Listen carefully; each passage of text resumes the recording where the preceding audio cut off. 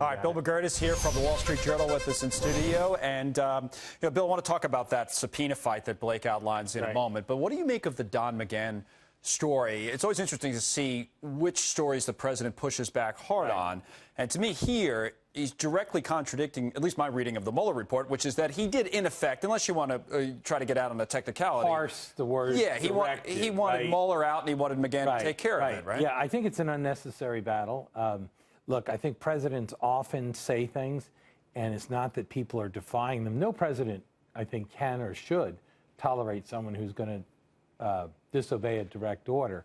So Mr. McGahn stayed on for 18 months, so he must not have thought anything untoward had been asked of him there. It'll be interesting to see if he testifies what he says under oath. It went away, right? It went away.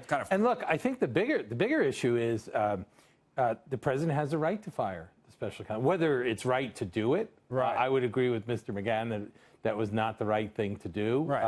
And I think we see that now because he's been exonerated. But he does have the right to fire him. And it's also true a president might wish to fire someone through someone else rather than take that step himself. Through Rod Rosenstein in this case is what the Mueller report said. Now, what do you make of the subpoena fight that Blake was just talking about with these White House officials? I mean, as I guess Stephen Miller said, there is precedent for this. Other White Houses have fought these subpoenas. Is this Yes, they're going to fight. Look, we had, before the Democrats took over the House, we had Republicans on committees fighting with the FBI and Department of Justice for documents. So, it could end up in the court, if the president asserts executive privilege. You can really I think he has the right on some of the information, probably has some right to do that.